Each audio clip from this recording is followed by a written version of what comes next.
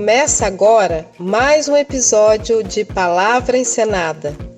Desejo a você uma boa escuta.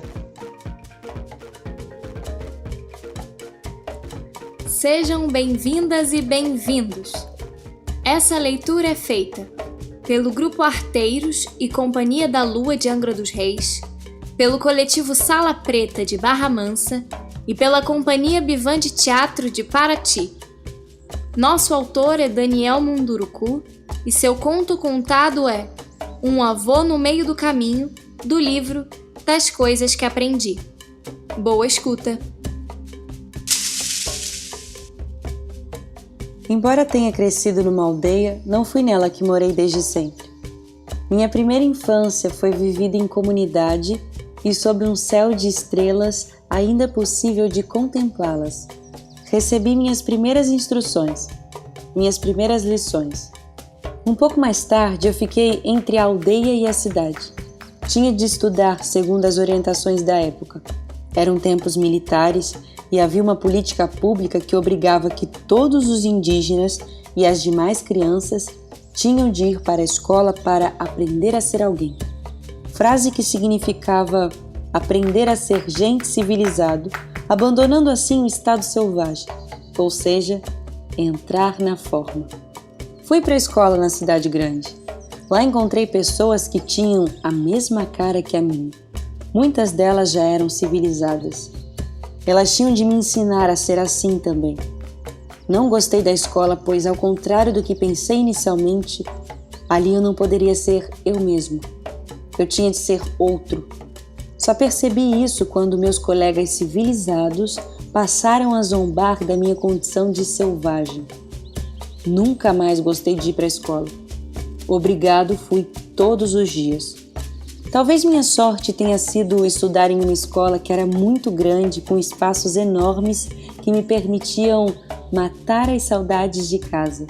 Por muito tempo tentei resistir lembrando as palavras da minha mãe. Era muito difícil. Um dia capitulei. Resolvi tornar-me um civilizado para fugir dos apelidos, da violência, dos maus tratos, da falta de amizade que me torturavam. Foi um grande engano, foi também minha salvação. Nas férias escolares eu voltava para a aldeia. Eram meses de muita alegria e satisfação. Brincava, corria na mata, nadava no igarapé, saía para o roçado, ia ao mangue tirar caranguejo, subia nas árvores, vivia histórias imaginadas. Era minha recaída. Eu gostava de pensar que eu era dois, um menino da cidade e um curumim da mata. Duas roupas, duas pessoas, duas gentes. Todo mundo na aldeia achava que eu estava bem na cidade, pois nada dizia contra a minha estadia por lá. No entanto, dois olhos me observavam de longe e logo decifraram minha escrita invisível. Eram os olhos do meu avô. Foi assim. Eu estava próximo ao igarapé quando ele se aproximou. Olhou para mim e convidou-me para tomar banho. Estranhei o convite, mas o segui por um caminho diferente. Levou-me até um local que não conhecia e mandou-me sentar sobre um tronco de árvore caída.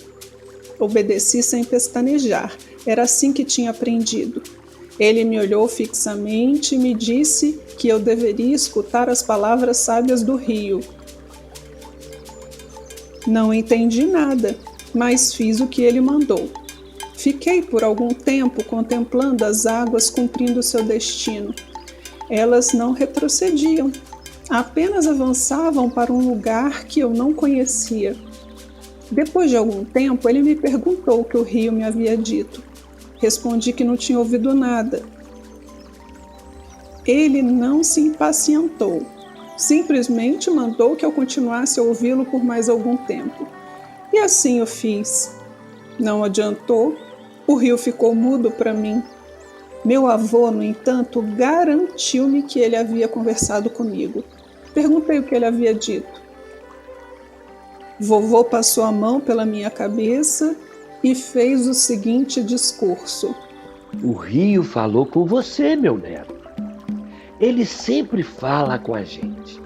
Só que Para ouvi-lo, é preciso estar vazio de pensamentos e preocupações. Sinto que sua cabeça não está concentrada nas palavras do rio, mas precisa saber o que ele diz. Fiquei esperando com certa desconfiança. Você já viu o rio ficar parado quando ele encontra alguma dificuldade? Já viu o rio ficar chorando porque encontrou uma árvore caída em seu leito?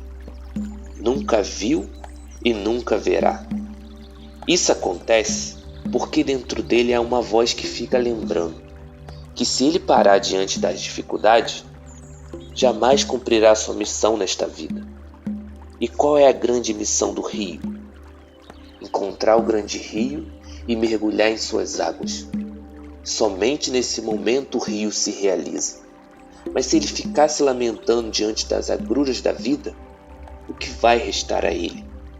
Frustração, fraqueza, pânico. Isso tudo vai fazê-lo apodrecer e perder o que ele tem de mais precioso.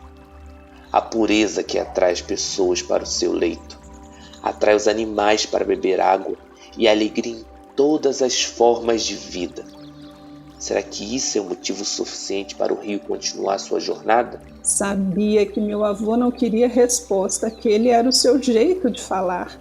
Eram perguntas retóricas para prender a nossa atenção. Ele sempre conseguia. Esse era o momento da pausa em que ele olhava para o público, nesse caso eu, para se certificar de que sua mensagem estava sendo bem entendida. Eu já sabia disso e fiquei esperando que continuasse. Meu neto está sofrendo as dores da cidade grande. Está aprendendo que lá o sistema é muito diferente do nosso. Lá, todo mundo só pensa em si mesmo, tornando cada pessoa uma inimiga. Para essas pessoas, ninguém é bom, ninguém é feliz se não for igual a elas. Pense, meu neto, que pessoas assim são como um rio que apodrece. Quem vai querer estar no rio podre? O que meu neto precisa aprender é a lição do rio. Ir sempre em frente, enfrentar os obstáculos, não esquecer quem é e de onde veio.